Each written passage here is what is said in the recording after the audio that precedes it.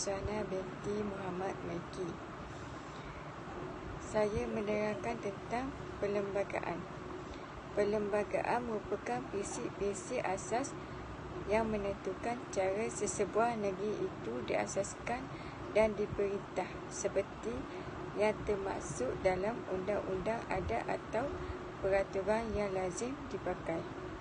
Perlembagaan juga bersangkut paut dengan cara keputusan-keputusan awam dicapai dan kuasa diagih-agihkan antara institusi kerajaan, sama ada di pusat atau pada peringkat tempatan. Perlembagaan juga akan menetapkan had-had kewibawaan kerajaan dan cara-cara pemilihan serta pemerintah. Perlembagaan merupakan sumber undang-undang tertinggi sesebuah negara.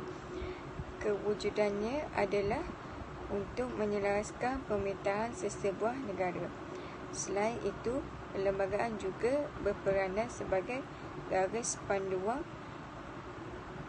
pembentukan undang-undang sama ada di pihak pemerintah atau rakyat. Perlembagaan juga bermatlamat memberikan jaminan dan perlindungan kepada rakyat. Tujuannya adalah menjaminkan keutuhan dan kedaulatan negara, menjadi garis panduan pembentukan undang-undang, mewujudkan kestabilan negara, menyelaraskan pemerintahan sesebuah negara, dan last sekali memberikan jaminan dan perlindungan kepada rakyat. Selamat sejahtera Doktor, saya Mala Selva Raja. Nombor matrik saya ialah A20A1438. Sekarang saya nak bentang tentang perlembagaan sebagai tapak integrasi. Tapak integrasi ialah tapak sinonim yang bekas, jejak, kesan, tanda integrasi, iaitu gabungan dua atau beberapa kaum. Tapak integrasi dan wahana merupakan himpunan esei seputar tapak integrasi yang dilihat sebagai suatu alat penting yang berperanan merapatkan jurang perbezaan sosial dengan menggunakan titik persamaan sebagai usaha penyatu paduan. Jaminan integrasi akan membawa kejayaan adalah suatu yang boleh diperdebatkan. Perbincangan mengenai tapak integrasi ini diuji dengan menganalisis pembentukan dasar sebagai tapak pertemuan untuk merapatkan hubungan masyarakat pelbagai kaum. Tapak integrasi ini wujud pada peringkat makro, pertengahan dan mikro. Hampir semua masyarakat dunia menjadikan perlembagaan, sama ada perlembagaan bertulis ataupun tidak, sebagai wahana untuk mengurus dan menghayati kemajmukan, etika dan peradaban. Bagi Malaysia, Perlembagaan Persekutuan adalah dokumen utama yang menjadi panduan dan sempadan dalam pemerintahan dan pentadbiran negara. Namun begitu, walaupun sentiasa bertikam lidah, masyarakat Malaysia tidak berparangan dan setelah lebih 60 tahun, Perlembagaan Persekutuan adalah dokumen bertulis. Terima kasih, Doktor. Keberadaan masjid dinilai memiliki adil dalam sejarah kegemilangan Islam di seluruh penjuru bumi. Kelemahannya itu pada masa hadapan manusia akan lebih bersikap individualistik. Manusia secara sosial hanya berhubung melalui jaringan internet dan terpisah daripada komuniti sekitarnya. Merupakan kelemahan yang akan wujud dan hanya menanti masa untuk menjadikan peradaban yang akan ditelan hari ke hari. Konsep peradaban, bahasa adat Arab bagi pekerti kesusilaan, kesusasteraan, sesuatu yang berkaitan dengan kebudayaan. Istilah sesuatu yang berkaitan dengan pencapaian ketamadunan yang berasaskan kemajuan budi, kerohanian dan agama. Peradaban adalah amat berkait dengan tamadun, satu keadaan kehidupan insan bermasyarakat yang telah mencapai tahap kehalusan tata susila dan kebudayaan yang luhur bagi seluruh masyarakat. Syekh Naqwi Al-Atas. Peradaban, civilization, antara istilah yang digunakan oleh sarjana untuk menggambarkan pencapaian sesuatu tamadun secara menyeluruh. Istilah lain yang digunakan adalah umrah adalah hadarah yang dimulakan oleh Ibn Khaldun dalam Al-Muqaddimah kitab Ibar wa Diwanul Al-Mu'tabar Ayamil Arab wa Ajam wa Barbar. Nilai-nilai utama yang menjadikan adab yang antara adalah tanggungjawab, keprihatinan, amanah, bertolak ansur, kedamaian, keadilan, kebaikan, disiplin, kerajinan, muafakat dan kemajuan. Kelestarian peradaban Malaysia yang berpaksikan nilai yang mengutamakan kesepaduan nasional dan perpaduan dalam negara pasti akan melahirkan masyarakat yang harmoni dan damai kelangsungan pembangunan. Nilai peradaban yang kita dapat adalah demi kebaikan dan kebahagiaan manusia serta perubahan ke arah kehidupan yang lebih baik. Teori peradaban. Teori peradaban awal dipercaya dimulai dari era Mesopotamia yang dikenal sebagai era Hilal Subur. Teori muncul untuk memberikan konsep yang jelas dalam memahami perkembangan kebudayaan masyarakat. Sumber matlamat dan tujuan kehidupan manusia adalah telah ditetapkan oleh Allah SWT. Teori sebagai landasan dasar dalam penelitian khusus dalam kajian peradaban memiliki peran penting sebagai instrumen, maka esensi teori peradaban itu mengekstrakkan idea-idea yang menunjukkan variabel-variabel peradaban seperti duplikat realitas peradaban. Perspektif bagi peradaban merujuk kepada dua nilai utama, iaitu nilai induk dan nilai teras. Nilai induk, nilai dalaman yang merupakan kata hati, kongsi dan berperanan bagi mengemudikan pemikiran dan perlakuan manusia. Rukun teras bersifat abstrak dan akan terungkap apabila etnik berkenaan berinteraksi dengan persekitarannya. Rukun teras pula merujuk kepada nilai agama, budaya, bahasa, ekonomi, politik, sosial dan juga kesenian. Perspektif Barat dan Islam. Perspektif Barat lebih menonjolkan aspek pencapaian kebendaan atau material sebagai ukuran bagi menentukan sebuah masyarakat itu bertamadun atau sebaliknya, tetap dan anjal. Bagi Islam, peradaban dikaitkan dengan perkataan umron, adab dan dinun atau dainun. Umron membawa makna harta, kawasan yang didiami, berkembang subur dan maju, perhimpunan melawat dan kehidupan berpanjangan. Kekuatan peradaban sebuah bangsa ada pada karya yang tersimpan di institusi peradabannya. Simbol peradaban suatu bangsa adalah karya-karya yang peninggalan masa lampaunya. Masjid bisa menjadi kekuatan peradaban solusi untuk kemajuan, tak hanya sekadar sebahagian tempat ibadah. Perlembagaan Persekutuan menyatukan bangsa. Perlembagaan Persekutuan Malaysia sebuah negara berasaskan etnik. Anak watannya Melayu dan Bumi Putera, Sabah dan Sarawak, dan warga negaranya terdiri kepelbagaian etnik dan agama. Sebuah negara majmuk seperti Malaysia pasti tidak akan menjadi stabil oleh kerana setiap kumpulan etnik hidup terpisah, terasing dan terputus.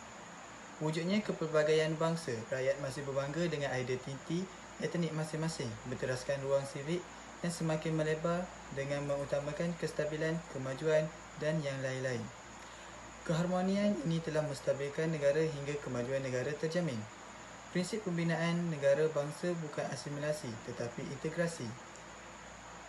Identiti etnik, sekolah rendah, aliran bahasa ibunda dan tempat ibadah sudah diterima bersama. Tidak dinafikan berlaku ketegangan sosial disebabkan oleh desakan tuntutan etnik dan pergaduhan antara kaum. Assalamualaikum warahmatullahi wabarakatuh. Nama saya Muhammad Iman bin Anwar. Nombor matrik saya A20A1494. Isi yang saya kemukakan adalah Islam dalam perlembagaan. Konsep Islam dalam perlembagaan ini adalah satu isu yang penting kerana isu ini berkait rapat dengan kepercayaan dan pegangan majoriti penduduk Malaysia.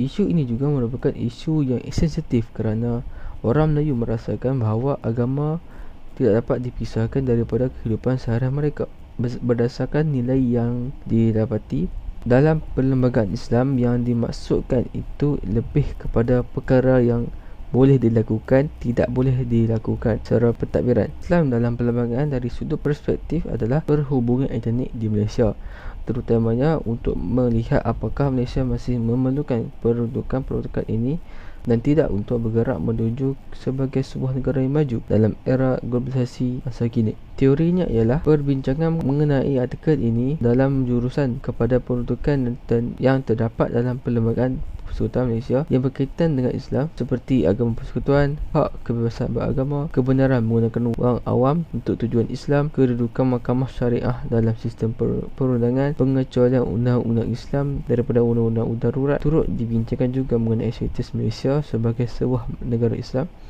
dan kebebasan beragama yang sering menjadi polemik dalam masyarakat Malaysia. Kekuatan. Oleh kerana Islam telah diangkat sebagai agama persekutuan, maka Islam mempunyai kelebihan berbanding dengan agama lain, yang mana kerajaan boleh membiayai perbelanjaan untuk institusi berkaitan dengan agama Islam. Kelemahannya pula, perkataan Islam itu sendiri tidak dimasukkan, tidak diberikan sebarang definisi dalam perlembagaan. Ini sudah mendatangkan kerumitan kerana Islam adalah suatu terma yang spesifik dan ketiadaan definisi Islam dalam perundangan pelbagai tasfiran yang tersiri oleh para hakim di mahkamah. Secara kesimpulannya, ilmu etika dan peradaban sangat penting untuk membina masyarakat yang berkepribadian tinggi, masyarakat yang menghormati antara satu sama lain, hidup dalam suasana yang aman dan harmoni, dapat membina negara dan bangsa yang mempunyai pengetahuan dan juga lain-lain lagi. Perlembagaan juga bertindak sebagai alat perpaduan untuk menyatukan masyarakat berbilang bangsa di negara ini. Walaupun terdapat pelbagai cabaran dalam menyatupadukan masyarakat berbilang bangsa di negara Malaysia, namun kerajaan terus mengusahakan usaha-usaha untuk menyatupadukan masyarakat Malaysia dengan meleluasakan pelbagai idea dan caranya. Antara jalan penyelesaian ialah pendidikan. Pendidikan merupakan cara utama untuk menyatupadukan masyarakat berbilang bangsa di negara Malaysia. Hal ini kerana golongan pendidikan dapat menyebarkan info tentang perlembagaan sebagai tapak integrasi dan wahana etika dan perlembagaan kepada golongan-golongan yang lain.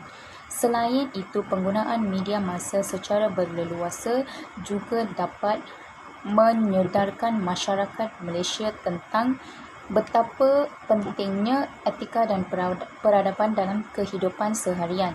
Hal ini kerana sebahagian besar masyarakat menggunakan media massa untuk mengisi masa lapang ataupun untuk mendapatkan info-info yang penting. Sekiranya info tentang etika dan peradaban disebarkan melalui media massa, tentunya masyarakat akan menyedarinya dan juga mereka akan mengamalkan perlembagaan sebagai wahana etika dan peradaban dalam kehidupan seharian mereka. Justeru, harapannya ialah dapat membina golongan masyarakat yang mengamalkan perlembagaan sebagai tapak integrasi dan wahana etika dan peradaban dalam kehidupan seharian mereka pada masa kini dan juga pada masa yang akan